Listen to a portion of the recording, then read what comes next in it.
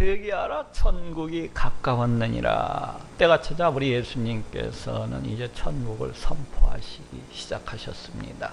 마가복음 1장 15절에도 때가 찼고 하나님의 나라가 가까웠으니 회개하고 복음을 믿으라 하고 말씀을 하고 있어요. 여기에서 천국 곧 하나님의 나라는 무엇입니까? 이 하나님의 나라는 구약 성경 속에서도 이제 수많은 선지자들을 통하여서 그렇게 예언되어지고 있었던 그러한 나라입니다. 이사야서 49장 8절에도 여호와께서 또 가라사대 내가 장차 너를 보하여 너로 백성의 언약을 삼으며 나라를 일으켜 그들로 그 황무하였던 땅을 기업으로 상속케 하리라 하고 말씀을 하고 있습니다. 너로 백성의 언약을 삼으며 나라를 일으켜 그들로 그 황무하였던 땅을 기업으로 상속케 하리라. 이제 장차 때가 되면 우리 하나님께서 메시아를 보내어 주셔서 언약을 세우시고 또 나라를 일으키셔서 그 백성들로 하여금 이제 그 나라를 상속하게 하실 것을 그렇게 말씀을 하고 있습니다. 또 스가랴서 9장 9절에서 10절에도 보라 네 왕이 네게 임하나니 그는 공의로우며 구원을 베풀며 겸손하여서 나귀를 타나니 나귀의 작은 것 곧 새끼 나귀니라. 그의 정권은 바다에서 바다까지 이르고 유브라데 강에서 땅끝까지 이르리라 하고 말씀을 하고 있어요. 보라 네 왕이 네게 임하나니 그 정권은 바다에서 바다까지 이르고 유브라데 강에서 땅끝까지 이르리라. 여기에서도 이제 장차 때가 되면은 이스라엘 백성들 가운데 한 왕이 임하시게 될 것인데 그 통치권이 땅끝까지 이르게 될 것을 그렇게 말씀을 하고 있습니다. 회개하라 천국이 가까웠느니라. 그래서 우리 예수님의 이러하신 선포는 그 자신이 이제 구약 성경에 예언되어 있는 바로 그 메시아, 그 나라를 세우시고 또 통치하시게 될 왕이시라는 것을 암시해 주고 있습니다. 그렇습니다. 회개하라 천국이 가까웠느니라. 우리 예수님의 이러하신 선포와 함께 천국은 그 하나님 나라는 이미 이 땅 가운데 임하기 시작했습니다. 우리 예수님의 이러하신 선포와 함께 사단은 그 종로로 타는 자들로부터 떠나가기 시작했고 그 권세는 꺾여내리기 시작을 했어요. 누가복음 10장에도 보건대 예수님께서 파송을 했던 그 70인이 이제 기뻐하면서 돌아와서 보고하고 있는 그런 장면을 보게 됩니다. 주여 주의 이름으로 귀신들도 우리들에게 항복하더이다. 그러자 우리 예수님께서도 그 말에 대해서 맞장구를 치시면서 다음과 같이 말씀을 하고 있어요. 누가복음 10장 18절에 예수께서 이르시되 사단이 하늘로서 번개같이 떨어지는 것을 내가 보았노라 하고 말씀을 하고 있습니다. 그 70인의 이 예수님의 제자들이 복음 선포로 인해서 그 사단의 권세가 이제 하늘로부터 번개가 치듯이 그렇게 떨어져 나가고 하나님의 나라가 우리 하나님의 그 크신 권능이 급하게 임하고 있는 것을 보게 됩니다. 오늘 본문 마태복음 12장 28절에서도 그러나 내가 하나님의 성령을 힘입어 귀신을 쫓아내는 것이면 하나님의 나라가 이미 너희에게 임하였느니라 하고 말씀을 하고 있습니다. 내가 하나님의 성령을 힘입어 귀신을 쫓아내는 것이면 하나님의 나라가 이미 임하였느니라. 이처럼 예수님의 이 복음 선포와 함께 천국, 그 하나님의 나라는 이미 이 땅 가운데 임하기 시작했습니다. 이 하나님의 나라는 지금도 많은 복음 전파자들을 통하여서 그렇게 세워져 가고 있고 또 지금도 세계 곳곳을 향해서 이렇게 확장되어 나가고 있는 것을 보게 됩니다. 그렇지만 이 하나님의 나라는 아직 온전하지 못한 것을 또한 보게 됩니다. 우리는 비록 구원은 받았지만은 아직도 우리는 이 부패하고 타락한 이 세상 속에서 살아가면서 죄성을 지닌 인간으로서 온갖 고통과 고난과 온갖 슬픔과 애통 가운데서 이렇게 살아가고 있기 때문입니다. 또 우리는 비록 하나님께로부터 값없이 의롭다함을 받고 우리 하나님의 백성, 우리 하나님의 자녀가 되었지만은 우리는 아직도 사탄의 온갖 미혹과 온갖 유혹 속에서 그렇게 살아가고 있는 것을 보게 됩니다. 이는 아직 온전한 천국, 아직 온전한 하나님의 나라는 아직 우리 가운데 임하지 아니했다는 것을 알려주고 있어요. 온전한 천국, 온전한 하나님의 나라는 우리 예수님께서 이 땅 가운데 다시 오시는 그날에 임하게 되는 것입니다. 그날이 되면은 이제 우리는 부활의 신령한 몸을 입고서 하늘에 속한 그 영광스러운 몸을 입고서 새하늘 새 땅에서 영원히 또 온전히 이렇게 살아가게 되는 것입니다. 어쨌거나 지금 우리는 이미 임한 천국, 이미 임한 이 하나님 나라 가운데서 그렇게 살아가고 있습니다. 이미 우리 가운데 천국, 이미 우리 가운데 이 하나님의 나라가 우리 가운데 함께하고 있는 것입니다. 그렇다면 지금 이미 우리에게 임한 이 천국, 이 하나님의 나라는 과연 어떠한 나라일까요? 오늘은 이에 대해서 알아보고 또 은혜를 나누고자 합니다. 먼저 하나님의 나라는 우리 예수님께서 왕이 되시고 우리는 그의 백성이 되는 그러한 나라입니다. 우리 인간은 에덴 동산에서 죄를 범함으로 해서 우리 하나님을 떠나가지고 영원한 멸망 가운데 그렇게 빠져버리고 말았습니다. 이에 하나님께서는 이러한 인간을 구원하시고자 이제 그 구원 계획을 세우시고 이를 차근차근 진행시켜 나가시는 것을 구약성경에서 얼마든지 볼 수가 있습니다. 이러한 구원 계획 가운데에서 이를 진행시켜 나가시는 그 과정 속에서 하나님께서는 우리를 왜 구원하시는지에 대해서 말씀하고 계신 것을 볼 수가 있어요. 출애굽기 6장 7절에도 너희로 내 백성을 삼고 나는 너희 하나님이 되리니 하고 말씀을 하고 있고, 또 레위기서 26장 12절에도 나는 너희 중에 행하여 너희 하나님이 되고 너희는 내 백성이 될 것이니라 하고 말씀을 하고 있고, 또 레위기서 에레미야서 30장 22절에도 너희는 내 백성이 되겠고 나는 너희 하나님이 되리라 하고 말씀을 하고 있습니다. 너희는 내 백성이 되겠고 나는 너희 하나님이 되리라. 여기에서 백성이라고 하는 말은 우리 하나님의 다스리심과 우리 하나님의 통치하심을 전제하고 있는 말입니다. 곧 우리 하나님께서 왕이 되셔서 그 백성을 다스리시고 또 통치하실 것을 말씀을 하고 있어요. 그런데 에스겔서 34장 23절 24절 바로 오늘 본문에서는 내가 한 목자를 그들의 위에 세워 먹이게 하리니 그는 내 종 다윗이라. 그가 그들을 먹이고 그들의 목자가 될지라. 나 여호와는 그들의 하나님이 되고 내 종 다윗은 그들 중에 왕이 되리라. 나 여호와의 말이니라 하고 말씀을 하고 있습니다.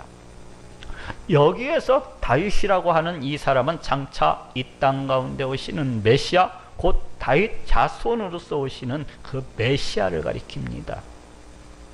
곧 하나님께서는 그 메시아를 이제 그 나라의 왕으로서 세우시고 그 백성들을 다스리게 하실 것을 그렇게 말씀을 하고 있습니다.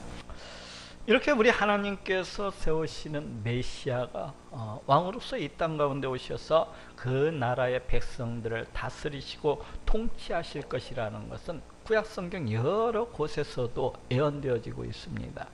에레미야서 30장 9절에도 너희는 너희 하나님 나 여호와를 섬기며 내가 너희를 위하여 일으킬 너희 왕 다윗을 섬기리라 하고 이렇게 말씀을 하고 있고, 또 에스겔서 37장 24절 25절에도 내 종 다윗이 그들의 왕이 되리니 그들에게 다 한 목자가 있을 것이라. 내 종 다윗이 영원히 그 왕이 되리라 하고 이렇게 말씀을 하고 있습니다. 내 종 다윗이 영원히 그 왕이 되리라.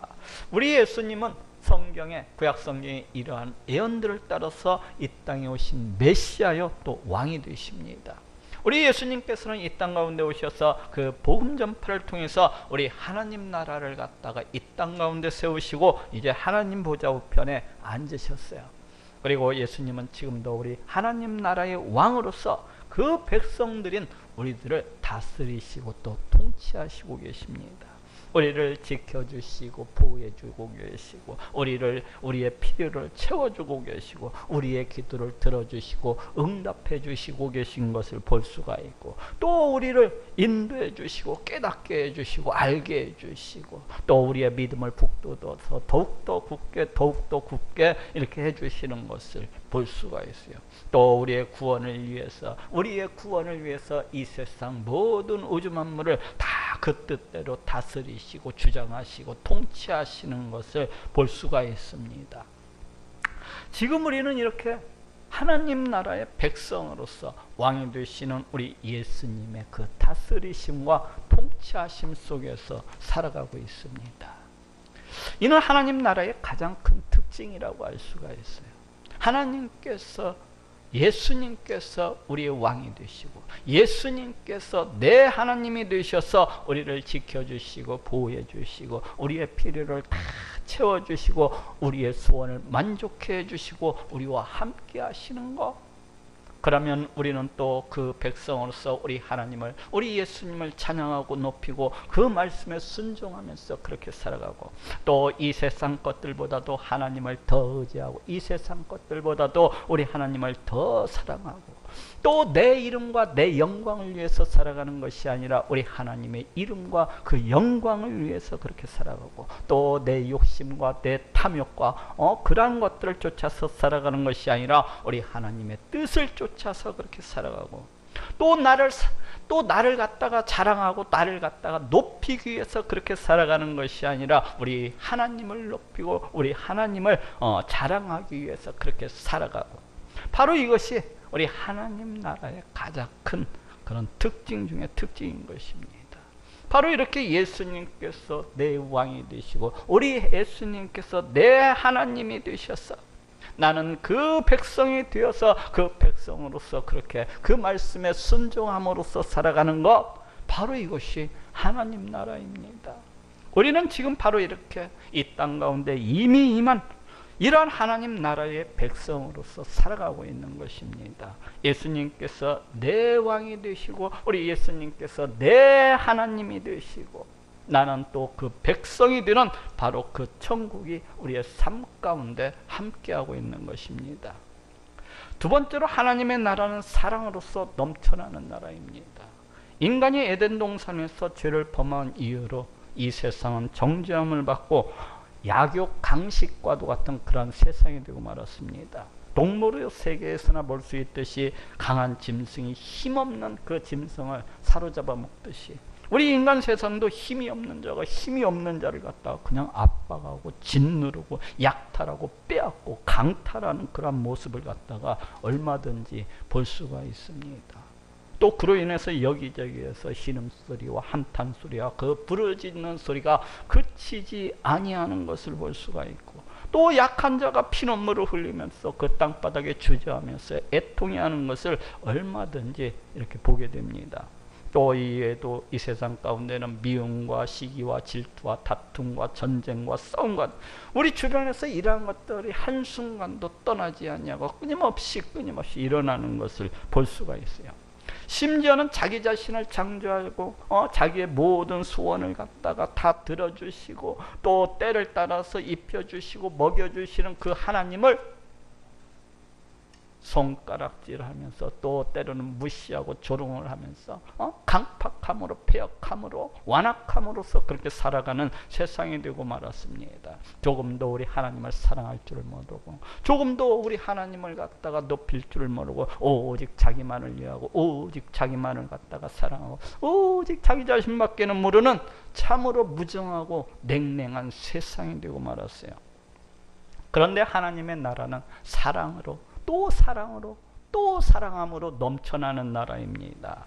압박과 억압과 약탈과 진드름이 우리 가운데서 떠나가고 또 미움과 시기와 질투와 다툼과 싸움과 전쟁 등도 모두 다 떠나가 버리고 오직 서로가 서로를 위하고 서로가 서로를 갖다가 아끼고 서로가 서로를 뜨겁게 사랑하는 모든 만물들이 사랑으로서 그렇게 넘쳐나는 나라입니다. 하나님께 대한 강팍함과 완악함과 그 배역함도 모두 다 떠나가 버리고 우리 하나님을 위하고 오직 우리 하나님을 아끼고 오직 우리 하나님을 뜨겁게 사랑하고 또 사랑하고 또 사랑하는 사랑으로서 넘쳐나는 그러한 나라인 것입니다. 왜 그렇습니까? 어떻게 이러한 일이 가능하게 되는 것입니까? 그것은 먼저 부패하고 타락한 우리 인간이 처음 지음받은 그 상태로 회복이 될 것이기 때문에 그래요. 에레미야서 30장 20절에도 그 자손은 여전하겠고 그 회중은 내 앞에 굳게 설 것이며 하고 말씀을 하고 있습니다.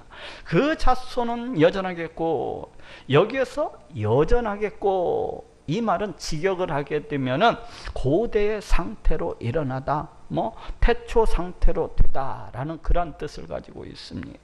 그래서 이 말은 1차적으로 장차 이제 때가 되게 되면은 우리 하나님께서 은혜를 부어주시고 베풀어 주심으로 해서 이스라엘 백성들이 그 바벨론 포로가 된 땅으로부터 이제 포로 가운데서 풀려나서 포로 이전의 그 상태로서 회복이 될 것을 말씀을 하고 있습니다.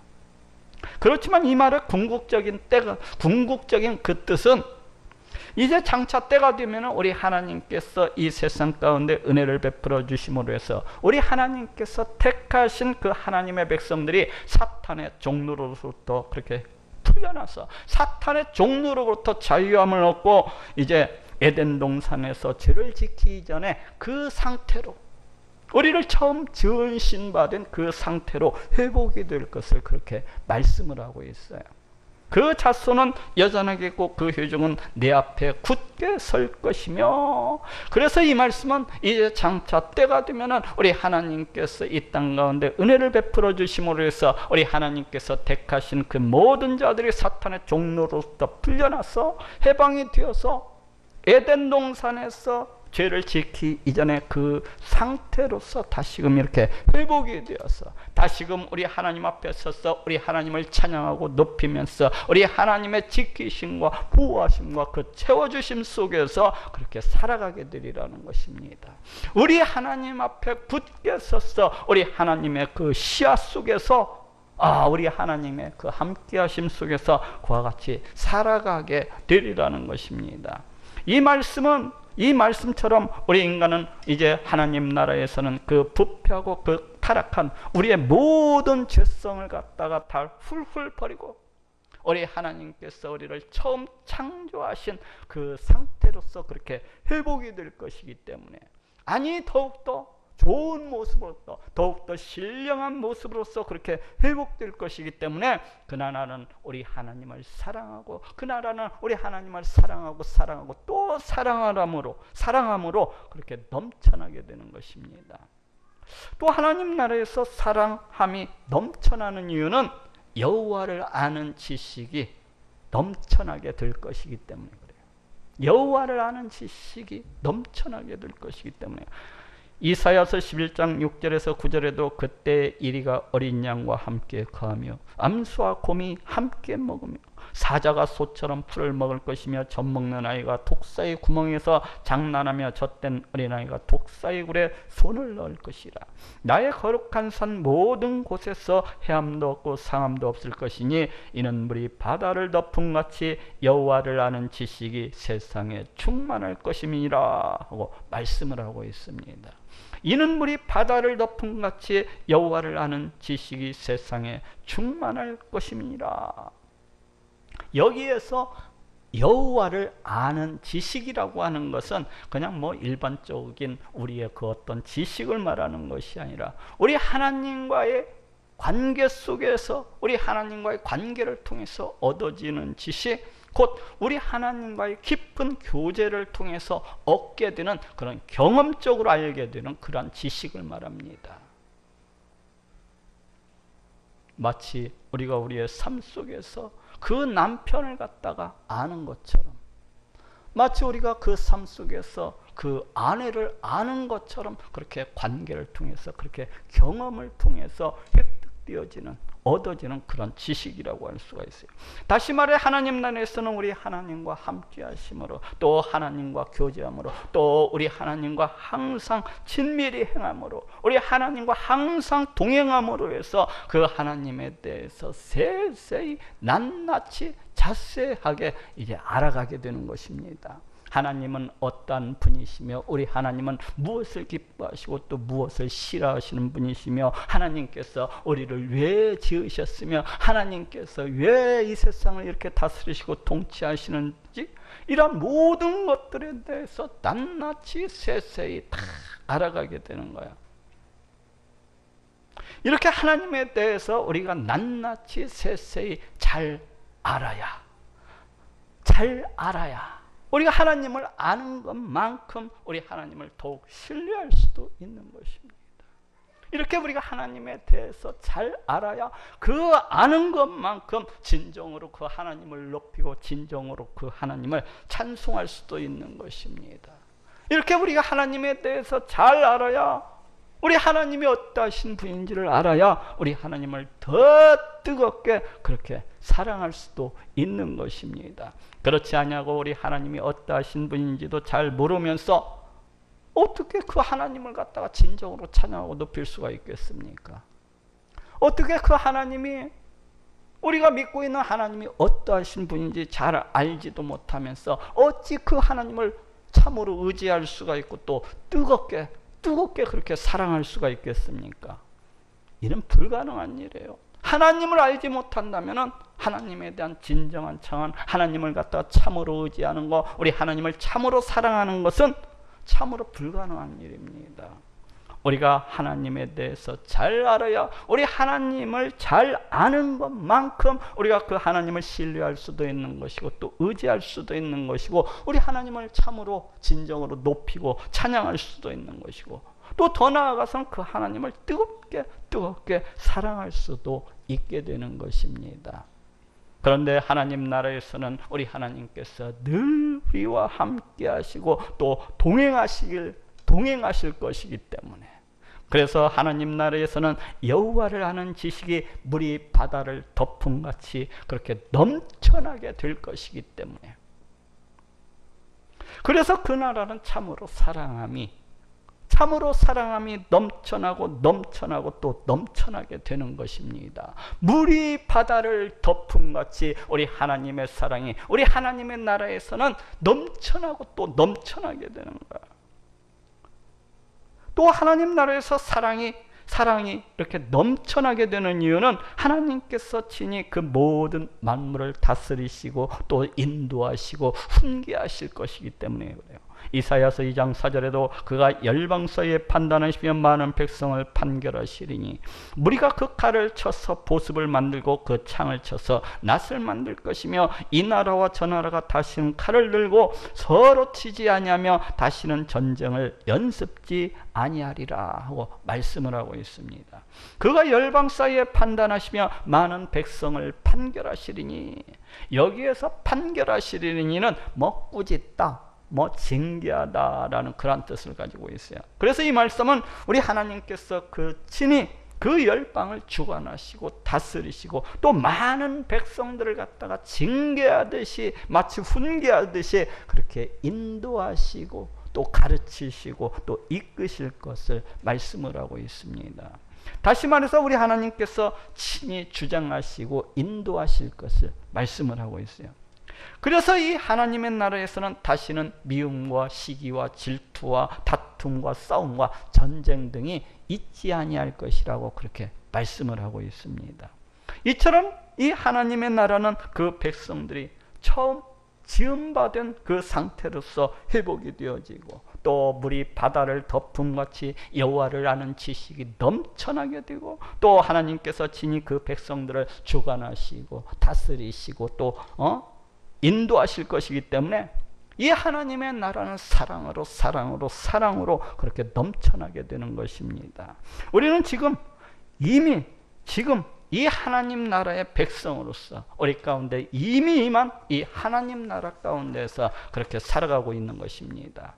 하나님을 사랑하고 서로가 서로를 사랑하는 사랑으로서 넘쳐나는 마치 물이 바다를 덮음같이 많은 사랑으로서 넘쳐나는 바로 그 천국이 이미 우리의 삶 가운데 함께하고 있는 것입니다.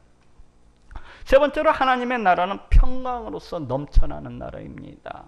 여기에서 평강이라고 하는 것은 구원의 그 복된 상태를 나타내는 말입니다. 곧 하나님의 나라는 기쁨과 즐거움과 참 만족과 참 행복과 참 안식 등으로 넘쳐나는 나라예요. 이 세상은 온갖 염려와 근심과 걱정과 두려움과 불안과 공포와 낙심과 절망 등으로 넘쳐나고 또 넘쳐나는 곳입니다. 거의 모든 사람들을 바라보면은 그냥 온갖 염려와 근심과 걱정과 두려움과 공포 가운데서 살아가는 것을 보게 돼요. 그냥 거의 모든 사람들이 그냥 목마름과 그 갈증과 그 허무와 그 고독감과 그 슬픔과 그 애통 가운데서 그렇게 어쩔 줄을 모르고 그렇게 살아갑니다. 한마디로 이 세상에는 참된 평안이 없어요. 왜 그렇습니까? 그것은 우리 인간이 에덴 동산에서 죄를 범함으로 해서 우리 하나님을 떠나버리고 말았기 때문입니다. 다시 말해서 우리 인간이 이러한 염려와 근심과 걱정과 불안과 공포와 낙심과 절망 등은 바로 우리 하나님을 떠남으로 해서 그렇게 비롯이 되었어요. 그렇지만 하나님 나라는 평안함으로 또 평안함으로 넘쳐나는 나라입니다. 왜 그렇습니까? 그것은 우리 하나님께서 그 나라 가운데 영원히 함께 하시고 또 영원히 다스리시고 통치하시는 곳이기 때문에 그래요. 물론 하나님 나라에 평안함이 넘쳐나는 그 이유는 그 하나님 나라에는 그 모든 것이 풍요롭고 모자람도 없고 그 모든 것이 또한 이렇게 구비되어 있고 예비되어 있기 때문이기도 할 것입니다. 또 하나님 나라의 평안함이 이렇게 넘쳐나는 이유는 그곳에는 그 어떤 고난도 없고 고통도 없고 또 그 어떤 환난도 없고 사망도 없고 또 기근도 없고 가뭄도 없기 때문일 거예요. 그렇지만 우리 하나님 나라의 평안함이 넘쳐나는 가장 큰 이유는 만왕의 왕이신 우리 하나님께서 그곳 가운데 함께하고 계시고 또 그 하나님께서 그 모든 것들을 다스리시고 계시기 때문입니다. 이 온 세상 우주 만물을 다 창조하시고 그 뜻대로 이 모든 것들을 다스리시고 통치하시는 하나님, 바로 그 하나님이 그곳 가운데 함께하고 계시기 때문에 그래요. 이 하나님이 또한 어떠한 분입니까? 이 하나님은 나를 너무나도 사랑하셔서 독생자 예수 그리스도를 이 땅 가운데 보내주시고 십자가에 달려 피 흘려 죽게 하신 바로 그러하신 분입니다.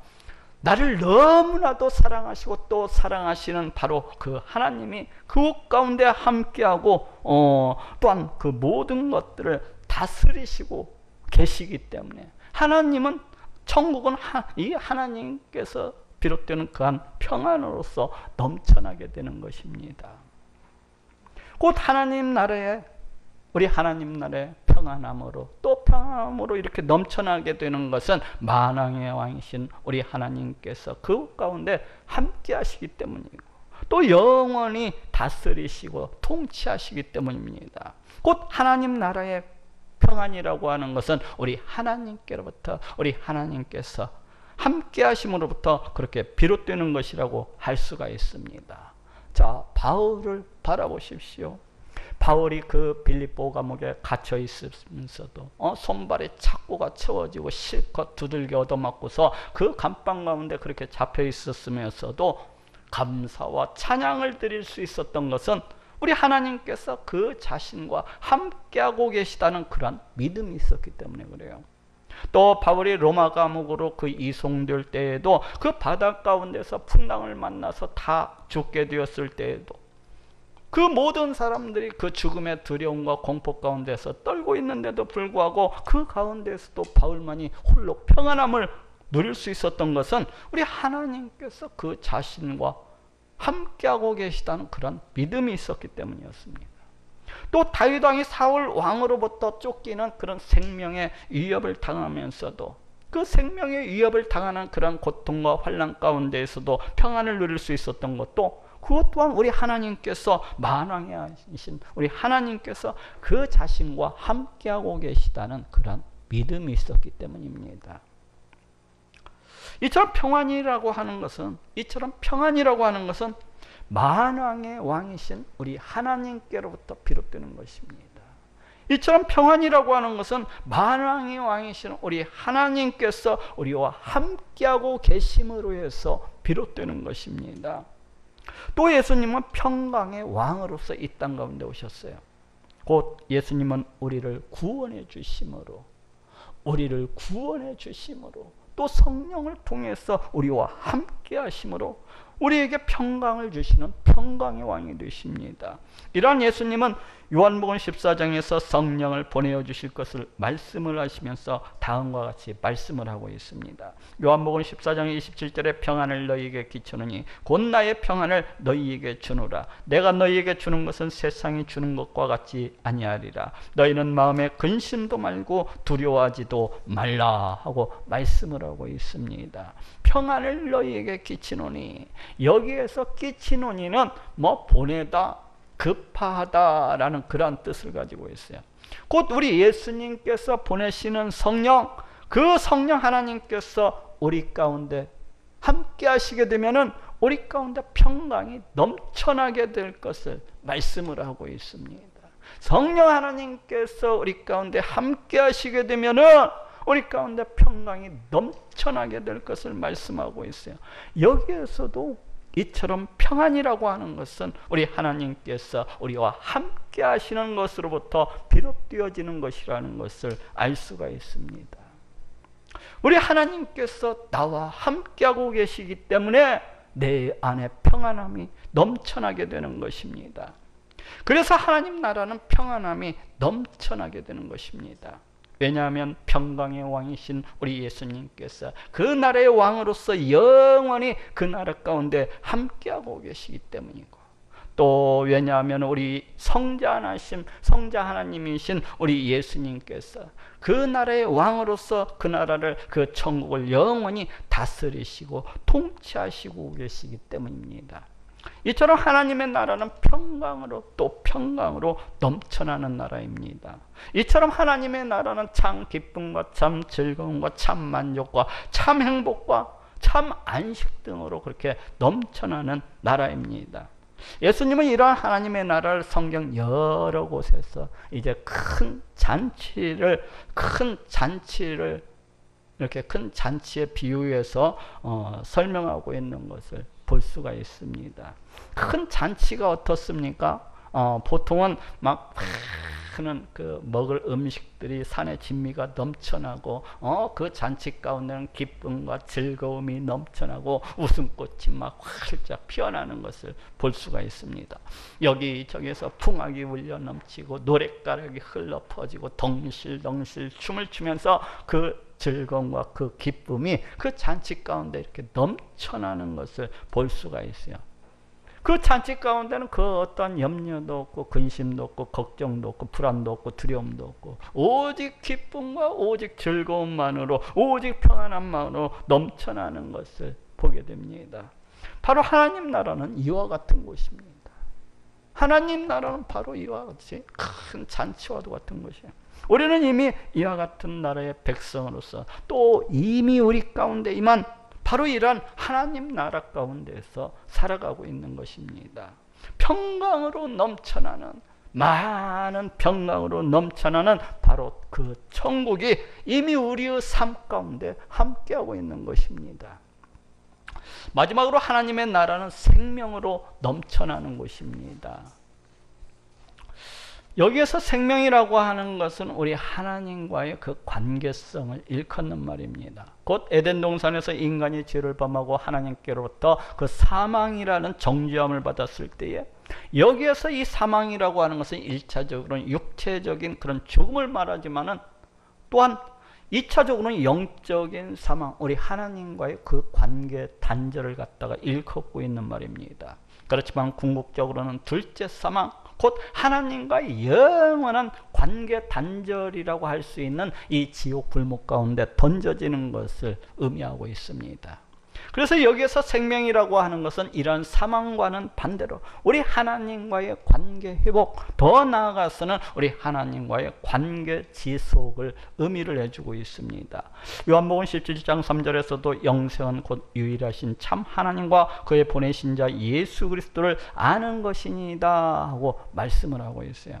영생은 곧 유일하신 참 하나님과 그의 보내신 자 예수 그리스도를 아는 것이니이다.